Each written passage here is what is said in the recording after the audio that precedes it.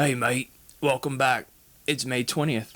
I'm the Doom Wizard, some might say Truth Wizard, and this is Catching Up with Reality.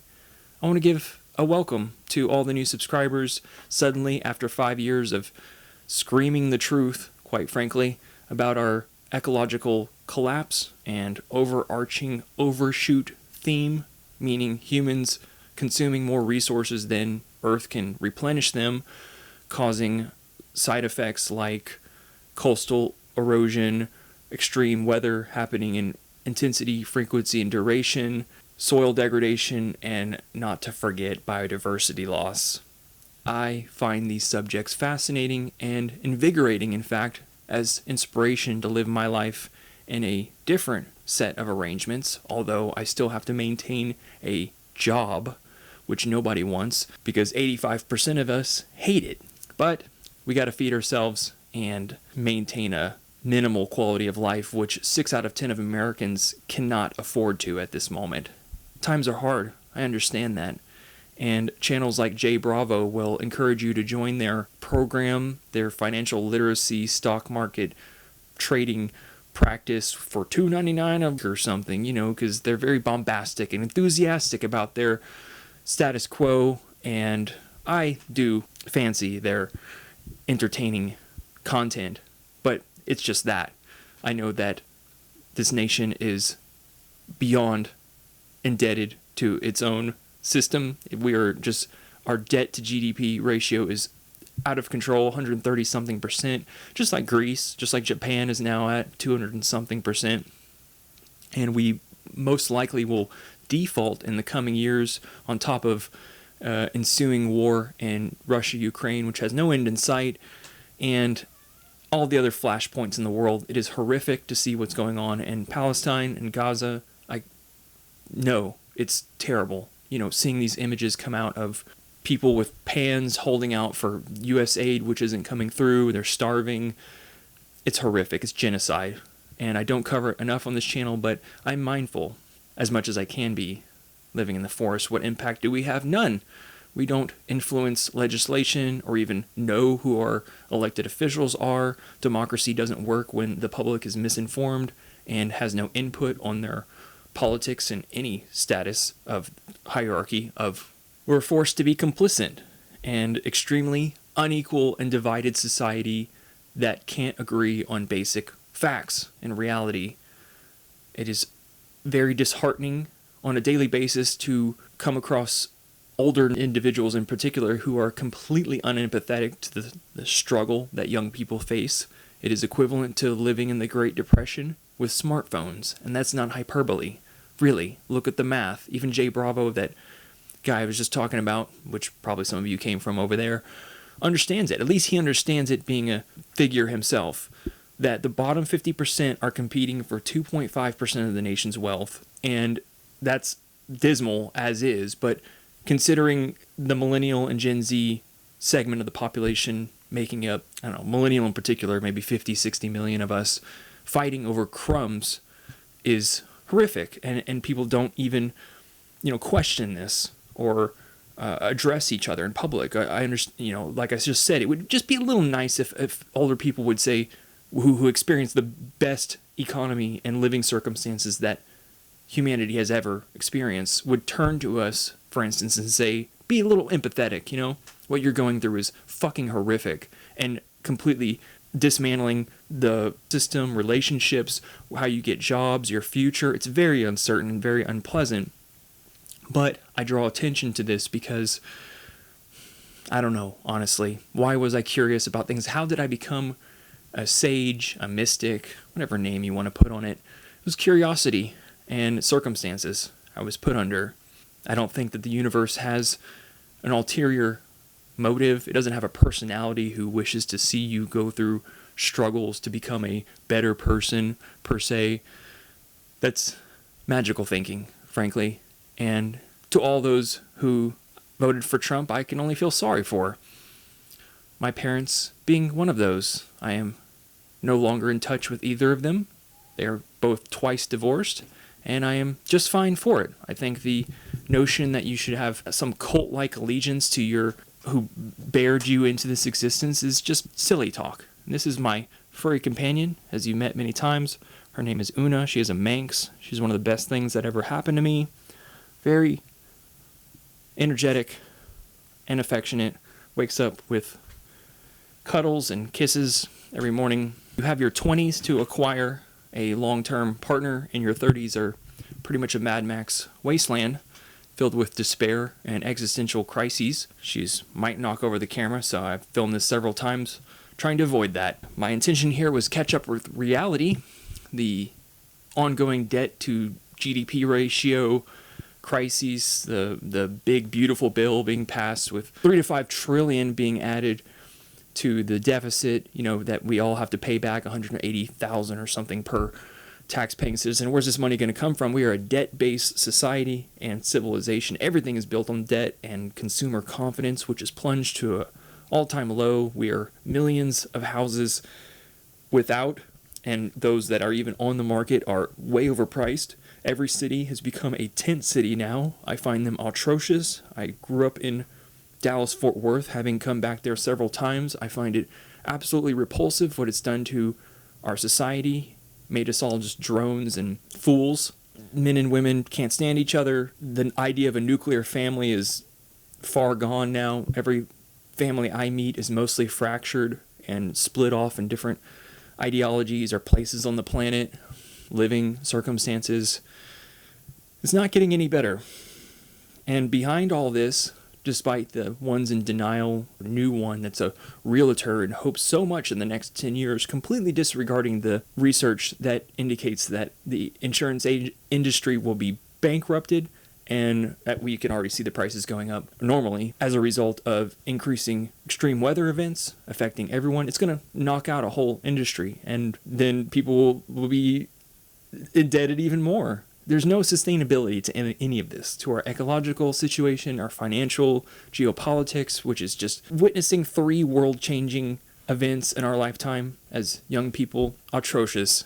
It really makes you want to throw your hands up and go off and live in a cabin in the woods, which is where I ended up. That's not to say that I don't not have intentions to live in a communal mindset. However, I am a realist in knowing that sort of arrangement is very difficult to have everyone be on the same page about living arrangements and how to treat each other respectfully, being mindful, let's say. I guess that's where ideals and what you value comes into play. It's like almost you need to do a emotional litmus test and value. You really need to check people out before you invite them to live with you. And understandably, they could just turn out like complete disasters or allergic reactions to pets. I'm just here, my cat running upstairs, thinking of that. I do love dogs too. I enjoy them. I think they're a little bit needy and attention whoring. A lot of energy and work required. Cats kind of more laid back. They have their own setbacks. Everything has pros and cons. So the purpose here, again, to get back on track, was to catch up with reality. I have a long drive ahead of me, 6 hours to Pittsburgh. I'm not looking forward to, but the company I am. To encourage all of you to keep up your meditative practice. I don't like to lecture or give advice. We all have our own way of being and way of doing things that benefits us. Sometimes we need a little nudge. That's what a Sangha is for, to hold each other accountable, like AA meetings. How I draw that connection, I don't know, it was just accountability, really. Even my friend in Pittsburgh and I noticed that our ADHD is, and depressive symptoms are increasing. We're self-aware enough to realize what we should prescribe ourselves as more meditative practice, of which I have participated in and have noticed profound difference in my own mental well-being. You think being off here in the forest, I kind of get micro doses of it, to be honest. What you need and what others around you need. Double think, triple think about what you say. What is the intent behind it? To brag to somebody because you're feeling insecure? Or you just want to connect with them and feel more on a harmonious level. Ensure peace. These are the things I think about. Trying to maintain my health. Starting to feel the age as I'm approaching 40. Some of you are much older. I don't know how you keep going. Somehow, this whole rat race human experiment goes on. People keep breeding. We do not have more than 10, 15 years left of life as we know it. In fact, this is our last decade of relative stability. You could argue it's already unstable right now with especially the past 100 days of this administration. It feels like 100 years. No, it feels like a long time, really. It feels like, damn, we're on the wrong track now. And all the people that died in recent tornadoes, you could say, oh, climate change doesn't cause that. Well, it causes the environmental conditions for tornadoes to be much more present. And, 30-something people died. But if it was a terrorist organization, we would be gearing up arms and loading the tanks, filling the B-52 bombers. A disgrace. High school, middle school did not prepare us for this giant rat race shit show, indebted country with no solution. One big beautiful bill passing, adding more debt to our nation and individual tax. But we're not going to pay any of this back. It's all built on leverage and debt, bond market going up. It's crap. So, in that sense, I'm an anarcho-communist, to really just diagnose it. I think that we can form our own communities and not be governed by an overarching power, to dictate what we say and what we do. And so in some sense, I'm kind of along with the anti-jabbers, not being told what to do, how to eat, what chemicals we should put in our food, etc. But we're too far gone. There's no going back. We cannot unfuck ourselves from ecological collapse, financial collapse, global conflict in general. We can't go back to the drawing board, the blueprints, and redo all the transistors, capacitors, sprockets, shipping lines, agricultural outputs, planes which are aging, and FAA air control panels. We can't get better. We're going to run out of retirement, and it sickens me to hear this hopeful optimism that's built on nothing that boomers tell me. Oh yeah, they'll figure out a way. Social Security won't run out by 2033. Just shut up. Stop. And new employers that I'm talking to, yeah, we offer a retirement package here. Does that mean ammo and plate carriers, food supply, a garden, community? Because that's the retirement plan. That's what we're looking at. Everyone will be dead or wish they were by 2040. I said this statement years ago, and I still stand by it. If you take into account our trajectory, how we can't unfuck ourselves, notably with recent carbon capturing equipment, machines built in Iceland, these things are only capturing like 900 tons of carbon compared to the 4,000 that they're supposed to. So they're not even working proficiently.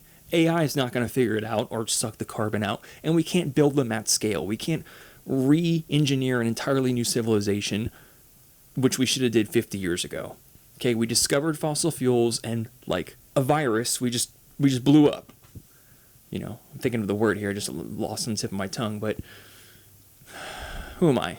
Just some truth wizard on the internet thinking critically about the data. It doesn't take a clueless moron to look at this and, any of the symptoms we're experiencing right now as a result of overshoot and see that we're headed on a disastrous trajectory. There will be no longer one-day shipping, food on the grocery store shelves, gasoline in the tanks, new homes being built after 2030. I stand by that.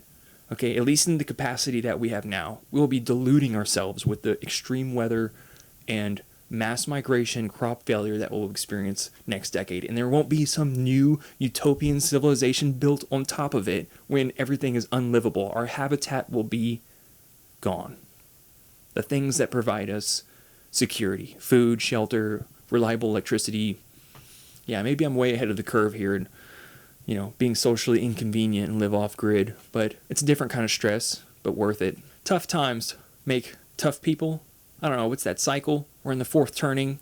Whatever you want to chime in the comments. Appreciate it. All you coming from financial channels, any of you who can use a little bit of thinking, put the dots, connect them. We are in abrupt and irreversible climate change. Nothing can stop this freight train. Nobody's in control, not even that old guy with prostate cancer now. That's out of the office, not Orange Felon, not United Nations. Nobody is in control. Nobody's changing course.